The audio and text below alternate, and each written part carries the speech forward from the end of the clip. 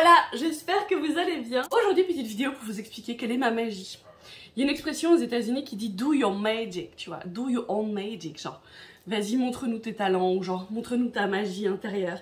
Et j'aime trop cette idée-là parce qu'il y a vraiment ce côté particulier, ce côté unique de chacun a sa magie, sa propre manière de croire. Et c'est ça que je trouve beau, de pas forcément suivre des règles, de pas forcément suivre de dogmes, mais de juste s'écouter, de juste kiffer et en fait faire ce qui nous semble bon au moment où ça nous semble bon.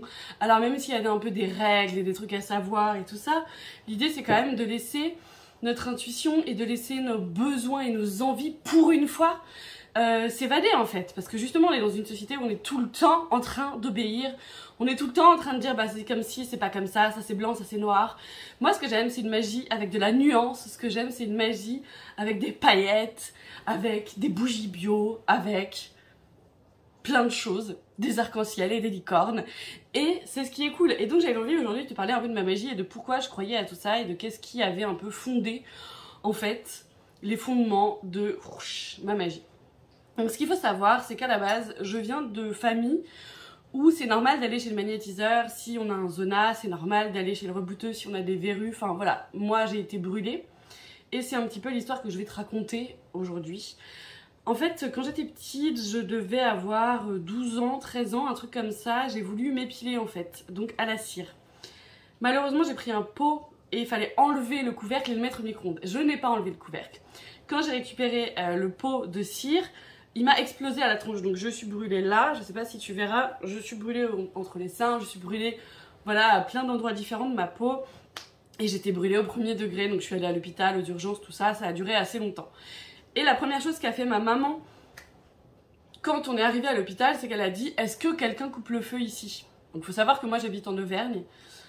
Et quand ma mère est arrivée à l'hôpital et qu'elle a demandé est-ce que quelqu'un coupe le feu, il y a évidemment quelqu'un qui a dit comme si c'était normal, mais bien sûr Jocelyne, je ne sais pas comment elle s'appelait, mais bien sûr il y a Christiane qui coupe le feu. Donc la première chose qu'ils ont fait, j'avais déjà pris une douche pour un peu calmer le feu, et puis la première chose qu'ils ont fait c'est, en fait j'arrive plus à savoir ce que c'est, mais je me souviens que cette femme est arrivée très vite au début, parce que j'étais encore dans un bloc de l'entrée à l'accueil. Enfin, je revois très bien le truc en fait. Ce qu'il faut savoir que moi, à cette époque-là, j'avais 11 ou 12 ans. À cette époque-là, j'avais pas d'avis sur la magie, j'avais pas d'avis sur la spiritualité, j'avais pas d'avis sur tout ça, même si j'ai été baignée là-dedans, dans le sens où, par exemple, ma mère, pour porter bonheur et porter abondance, elle plante dans son jardin une plante qui s'appelle les écus de je ne sais quoi, ou la monnaie du pape. Enfin, vous voyez le délire, ma mère, elle est hyper connectée à toutes ces choses-là, à tout ce qui fait sens. Alors, parfois on peut penser que c'est un peu aussi connecté à tout ce qui est pas malédiction, mais comment on dit, genre oh non ne fais pas ça, ça pourrait t'apporter ça. Tu vois, moi par exemple j'avais eu des boucles d'oreilles en aigue marine et maman m'avait dit attends, l'aigue marine il faut d'abord la purifier pour la mettre parce que ça peut t'apporter du malheur, ou si quelqu'un l'a déjà porté. Enfin, ma mère elle est vachement dans ces trucs là, je sais plus comment ça s'appelle, il y a un mot. Et donc, mais aussi dans les pierres et aussi dans tout ça. Il faut savoir que ma tante a fait des thèmes astrologiques, mais elle en a jamais fait son métier, mais elle croyait énormément. Ma mère a fait tourner des tables, mon oncle et ma tante ont fait tourner des tables, mes sœurs tirent les cartes, enfin voilà. Ce que je veux dire c'est qu'à la base, je suis quand même dans une famille qui est ouverte à ça et pour qui c'est normal en fait. Et quand je suis arrivée à l'hôpital, il y a donc Christiane qui m'a allongée et qui pendant 10-15 minutes m'a fait des prières. J'étais brûlée au premier degré, je ne croyais pas particulièrement en la magie dans le sens où, enfin, j'avais pas d'avis en fait, vous voyez ce que je veux dire. Et puis de toute façon, j'étais tellement en train de souffrir que j'ai même pas réfléchi à ce qui se passait. Et puis, elle a fait ses prières, elle est restée peut-être, je sais pas, 20 minutes avec moi, j'ai plus d'idées. Et en fait, je vous jure, sur la tête de Jean-Michel, que je ne connais pas, que, ne jurez pas Marie-Thérèse, que, eh bien, je n'ai plus eu mal. Donc, je suis restée à l'hôpital une semaine, et ensuite, j'avais des pansements, des tuiles gras, et des choses à changer comme ça pour entretenir, et puis pour guérir, et puis pour cicatriser surtout. Je n'ai plus jamais eu mal. Donc c'est la première chose qui a fait que j'ai cru et j'ai dit ok c'est fou. Parce que vraiment tu peux te dire si tu crois à la base et que quelqu'un vient, non, le pouvoir de l'esprit, le pouvoir de l'intention, le pouvoir des mots, tout ça, moi je crois pas qu'on dise placebo, je crois vraiment qu'on dise pouvoir de l'esprit. Mais là j'avais vraiment un esprit neutre en fait. Donc j'ai pas pu me persuader ou m'auto-persuader que ce qui se passait était vrai. Et donc quand la personne m'a coupé le feu, bah j'ai plus eu mal, c'était fou. Voilà, donc là je me suis dit ok. Ensuite dans ma famille il s'est quand même passé des trucs assez étonnants. Genre ma grand-mère, quand mon grand-père est mort, le matin même, ma grand-mère au pied de son lit, elle a vu sa tante, alors je sais plus si c'était sa grande tante, et elle lui a dit bah qu'est-ce que tu fais là? Sortie, elle était morte hein. Qu'est-ce que tu fais là? Et elle a pas répondu, elle lui a rien dit, ou elle lui a dit un truc du style t'inquiète pas machin. Donc voilà, ma mamie, elle avait aussi des trucs du genre quelqu'un venait toquer à sa porte dans la nuit, dans ses rêves, et le lendemain elle était morte, enfin des sortes de prémonitions, ou de comme si le voile entre le monde visible et invisible était un peu plus fin pour elle dans ses rêves. Donc il y a ces idées-là, il y a aussi par exemple ma cousine qui a perdu sa maman il y a pas très longtemps, qui est absolument persuadée que sa mère, le soir de sa mort, est venue la voir et lui dire tout ira bien, et lui a caressé, enfin bon voilà, des choses comme ça. Dans ma famille, je veux dire, on dit ces choses-là, et c'est pas tabou, vous voyez ce que je veux dire? Il y a vraiment ce côté où, en fait, si ça nous fait du bien et si c'est quelque chose qui peut nous apaiser, voilà. En revanche, j'avais consulté une médium et ma grand-mère, quand je lui avais raconté, elle était pas hyper chaude. Je pense qu'il y a quand même un petit tabou là-dessus. Il y a quand même un côté on y croit, mais faut pas trop y aller. Genre, on a un peu peur. Il m'est arrivé un truc assez rigolo. C'était avec Megan Medium, je sais pas si vous la suivez sur Instagram, je vous invite à le faire, elle est super, je l'aime beaucoup. J'avais contacté Megan justement plus par curiosité quand mon grand-père est mort un an après pour voir. C'était vraiment en mode genre bon ben j'y crois mais j'ai besoin de preuves, j'ai toujours envie d'avoir des preuves. Maintenant moins, maintenant je me laisse guider et je lâche vachement prise, mais au début je voulais des preuves. Au début quand je me suis remise à la spiritualité, j'avais même envie qu'on me dise que j'étais élue, que j'étais médium, que ça allait venir. Enfin moi j'ai ce délire où j'ai vraiment envie d'être connectée à l'invisible. Il y a quand même cette idée de fuite de la réalité dans le sens où cette réalité et ce monde me débectent. Même s'il y a bien sûr plein de choses très bien. Hein. Mais ce que je veux dire, c'est que, voilà, ma grand-mère, quand je lui ai dit que j'avais vu la médium, elle m'a dit, ouais, bon, bof. Et donc, ce que m'a dit Megan, c'était incroyable. Ma fille était pas là, elle était en vacances. Avec ma sœur. Et Megan m'a dit, ah, c'est marrant, je vois que ton grand-père, il est en train de surveiller une petite fille, de protéger une petite fille. Je fais, ah bon, ok, bah, je dis, bah, ça peut être ma nièce, ça peut être ma fille, ça peut être mes cousines, enfin, tu vois, ça peut être beaucoup de gens, en fait. Et elle me dit, et c'est marrant, je vois que cette petite fille, elle a perdu une dent. Et je fais, ok, bon ben, je fais, ok. Il y a plein de trucs où je disais à Megan, d'accord, bah je sais pas, tu vois, ok. Et je vous jure sur ma tête, dans l'heure ou les 2 heures qui suivent, ma soeur m'appelle en me disant, oh Marie, coucou, Alice, ta fille, elle vient de perdre une dent. Et j'étais là genre, wow, incroyable. Et d'ailleurs, Megan, elle a écrit un livre et elle a mis cette anecdote dans le livre parce que il y a vraiment ce côté validation. Moi, j'ai cette névrose d'être validée, genre, et par les humains, et le monde invisible. Enfin, tu vois, il y a vraiment... C'est compliqué pour moi, parfois, de... Il y a des jours où je me réveille et où la magie est là et tout va bien et c'est normal. Et il y a d'autres fois où je suis là, genre, mais t'es folle, mais c'est faux. Mais pourquoi t'es aussi idiote? Et pourquoi est-ce que t'es pas une meuf un peu cartésienne? Et pourquoi est-ce que tu peux pas vivre la vie comme tout le monde et accepter que la vie, c'est juste comme ci et comme ça, c'est juste de la science et tout? J'y arrive pas, en fait. C'est comme ça, je veux dire... On peut pas, au bout d'un moment, je veux dire, je suis celle que j'étais à 7 ans. C'est ça qui est fou. C'est-à-dire que, tu sais, parfois on se dit, ça me fait penser à mon tatouage, parfois on se dit, oui mais tu le regretteras, oui mais tu vas changer, tes idées vont changer. J'ai 36 ans et je crois toujours aux aides de la nature. Je suis toujours en train de parler aux 4 éléments avec les ondines, les salamandres. Je suis toujours en train de savoir, d'entendre, de comprendre qu'il y a un monde à côté.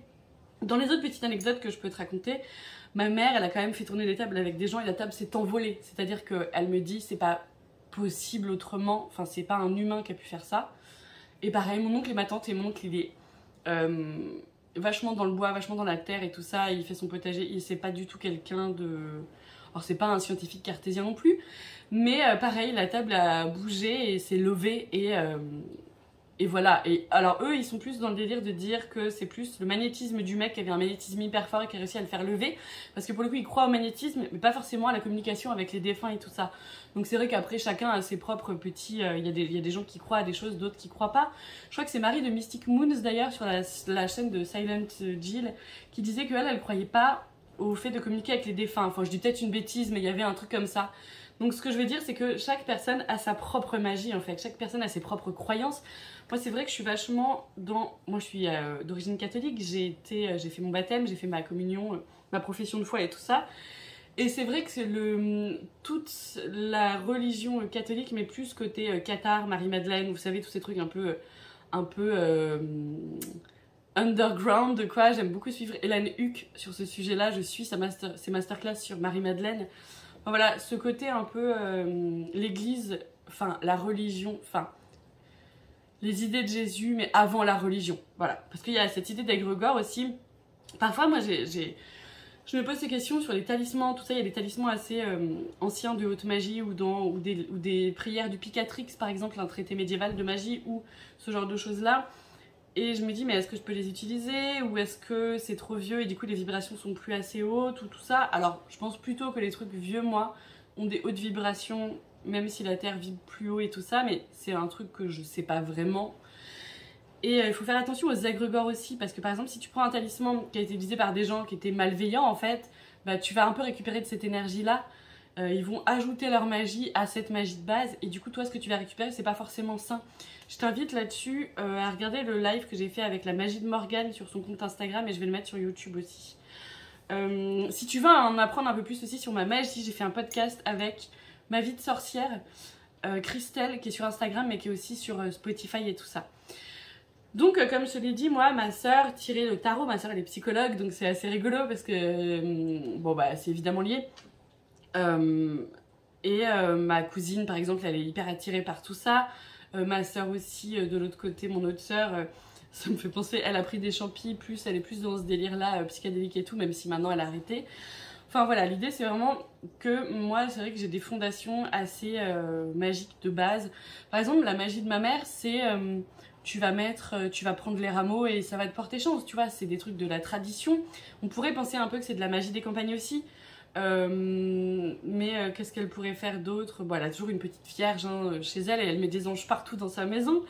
Enfin voilà, il y a vraiment ce truc et c'est marrant quand même parce que j'y repense et j'entends quand même cette idée de faut se protéger quand même. Faut faire attention, mauvais oeil, tous ces trucs là, genre voilà, on y croit vachement. Mais quand même, il y a un côté un peu, faut pas trop y aller non plus. Et je pense que ça fait partie de choses qui, du coup, pour moi, sont un peu paradoxales et j'ai du mal à me positionner parfois, peut-être, là-dessus. En tout cas, voilà, c'était important pour moi de vous expliquer pourquoi je crois et à quoi je crois. Je crois vachement, moi, au côté animiste, au côté tout est esprit, un peu comme au Japon. J'aime beaucoup la culture japonaise et j'aime beaucoup cette idée que on est entouré d'esprit et que tout a une âme un peu et que tout a un esprit. C'est vraiment une idée que je trouve belle et qui me nourrit et qui m'apporte du bonheur. Donc voilà, je pense que j'ai un peu tout dit. Ma magie c'est finalement simplement de me connecter à ce qui m'entoure et de pas forcément regarder sur les livres telle ou telle plante fait quoi, parce qu'on sait très bien que la rose par exemple c'est pour l'amour, que le jasmin aussi, que le blé ce sera pour l'abondance, que par exemple le basilic ce sera pour l'argent. Enfin vous voyez ce que je veux dire, il y a des trucs un peu comme ça de l'inconscient collectif comme dirait Jung qui sont un peu entendus et c'est le trèfle qui porte chance. Enfin vous voyez ce que je veux dire, il y a des trucs qui sont liés quand même à notre culture. La lavande pour le soleil, il y a des pierres, il y a des pierres de soleil, il y a des plantes de soleil. Et donc je trouve que par exemple le sureau noir, on dit que quand une sorcière meurt, elle va dans un sureau, enfin voilà, il y a des idées comme ça, ou la pomme, quand tu ouvres une pomme, que tu la coupes en deux, il y a un pentacle à l'intérieur, enfin voilà, il y a des choses comme ça qui sont un peu, qui font partie de ma magie et qui sont simplement finalement des trucs de tradition populaire, de magie des campagnes et tout ça. Donc c'est de ça que je m'inspire, mais ce dont j'aime vachement m'inspirer, et j'en parle vachement dans mon programme Magie et Cartomancie, qui est disponible si tu le cherches, parce que pour moi aussi on peut vachement relier tout ça à la pop culture et à nos modes de fonctionnement actuels. Par exemple moi j'ai une Ouija, et on dit Ouija d'ailleurs mais bon, là, et par exemple souvent, vous voyez il y a Jack, l'étrange Noël de Monsieur Jack, qui pour moi est vachement relié au monde des morts, mais ça pourrait être Coco. Et du coup quand je fais un hôtel à mes ancêtres ou à mes défunts, bah je mets Jack là parce que c'est comme si c'était le gardien du monde des morts pour moi dans mon inconscient. Donc il y a vachement cette idée de se relier à ce qu'on connaît et à ce qu'on aime et à la magie qui nous inspire en fait. Et pour moi c'est pas déconnant de mettre Kiki la petite sorcière par exemple sur mon hôtel parce qu'elle va représenter cette fraîcheur et cette magie sans peur et sans insécurité de l'extérieur et du monde adulte, vous voyez ce que je veux dire. Donc c'est ça un peu ce qui me nourrit et c'est ça un peu ce qui fait que ma magie elle est comme elle est. Donc je dirais pas que j'appartiens à un certain truc. J'aime beaucoup les documents, les vidéos et les livres de Vincent Lauvergne, je t'en ai déjà parlé 1000 fois je pense. J'en avais parlé aussi, j'avais fait une vidéo YouTube avec Célia sur le druidisme. Enfin moi c'est vraiment un mec qui m'inspire vachement, Vincent Lauvergne, et voilà, il parle des traités médiévaux, il parle de plein de choses. Chez Alliance Magique aussi, ils ont sorti des livres sur des traités de haute magie par exemple, ou les clés, l'ABC de l'ésotérisme, des trucs comme ça, des livres qu'ils ont réédités mais qui sont à la base voilà, médiévaux.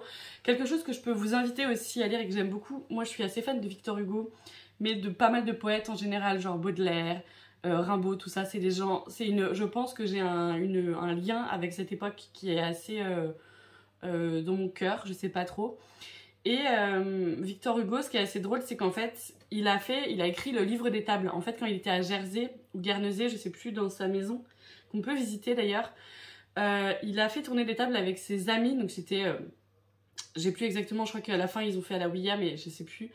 Et en gros, lui, il écrivait ce que disaient les défunts, et il parle à Shakespeare, il parle plein de gens, mais c'est hyper intéressant ce livre, même s'il y a des endroits un peu chiants, parce qu'il va parler de politique, mais Napoléon, tu penses quoi de trucs, et tu penses quoi de ce poète, et tu penses quoi de Mozart, enfin c'est un peu genre, le mec c'est closer, et voici en mode défunt, tu vois, trop bizarre. Mais quand même, c'est assez marrant, et il y a même des versets, bouts de versets de théâtre de Shakespeare qu'il écrit là, ou de d'autres artistes, poètes, qui écrivent en communication défunt. Enfin, c'est incroyable. Le livre des tables, donc intéressant à lire.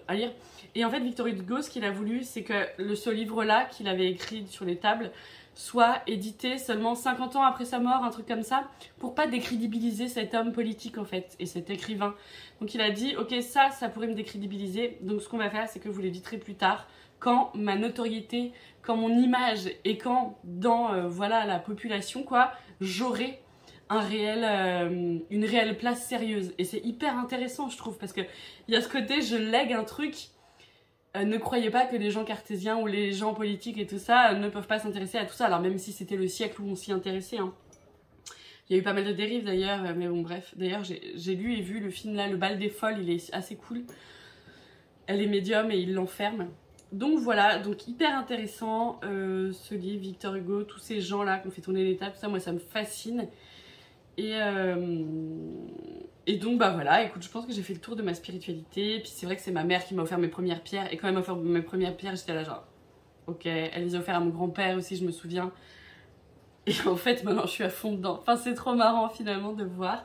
Ah, j'en profite pour vous montrer le mala été avec Mystic Moons. Tu sais, on fait un mala par saison.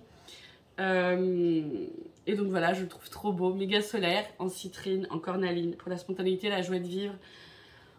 Oh là là, genre se reconnecter à son corps et à ses joies basiques, à ses joies intérieures, mon dieu, on en a tellement besoin quoi. Genre kiffer en fait, juste kiffer. Je vous remercie de votre écoute, je vous embrasse bien fort, n'hésitez pas à vous abonner à ma chaîne YouTube, voilà, j'ai fait des vidéos sur le tarot, et puis gros bisous, ciao.